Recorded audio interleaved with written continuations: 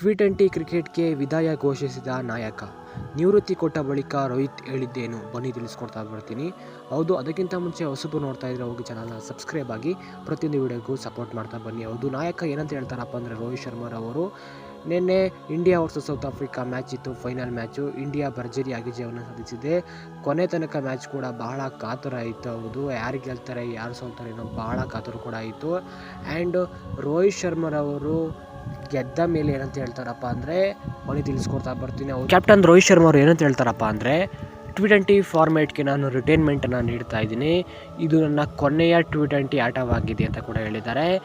ನಾನು ಈ ಸ್ವರೂಪವನ್ನು ಆಡಲು ಪ್ರಾರಂಭಿಸಿದ ದಿನದಿಂದಲೂ ಕೂಡ ಆನಂದಿಸಿದ್ದೇನೆ ಅಂತ ಕೂಡ ಹೇಳಿದ್ದಾರೆ. ಆ್ಯಂಡ್ ಈ ಫಾರ್ಮ್ಯಾಟ್ಗೆ ವಿದಾಯ ಹೇಳೋದು ಇದು ಉತ್ತಮ ಸಮಯವಿಲ್ಲ. ನಾನು ಇದರ ಪ್ರತಿ ಕ್ಷಣವನ್ನು ಪ್ರೀತಿಸುತ್ತಿದ್ದೇನೆ. ನಾನು ಈ ಸ್ವರೂಪವನ್ನು ಆಡುವ ಮೂಲಕ ನನ್ನ ವೃತ್ತಿ ಜೀವನವನ್ನು ಪ್ರಾರಂಭಿಸಿದ್ದೆ. ನಾನು ಕಪ್ ಗೆಲ್ಲಲು ಬಯಸಿದೆ ಕೂಡ ಹೇಳಿದ್ದಾರೆ ರೋಹಿತ್ ಶರ್ಮಾರವರು. ಇದು ಅವರ ಮನದಾಳದ ಮಾತು. ಟಿ20 ಕೆರಿಯರ್ಗೆ ಟಿ20 ಫಾರ್ಮ್ಯಾಟ್ಗೆ ಅವರು ರಿಟೈರ್ಮೆಂಟನ್ನು ನೀಡ್ತಾ ಇದ್ದಾರೆ. ಇನ್ನು ODI ಟೆಸ್ಟ್ಗೆ ಇರ್ತಾರೆ, ಟಿ20 ಫಾರ್ಮ್ಯಾಟ್ಗೆ ಮಾತ್ರ ರಿಟೈರ್ಮೆಂಟನ್ನು ನೀಡ್ತಾ ಇದ್ದಾರೆ. ವಿಡಿಯೋ ಇಷ್ಟ ಆದರೆ ಹೋಗಿ ಲೈಕ್ ಮಾಡಿ. Thank you.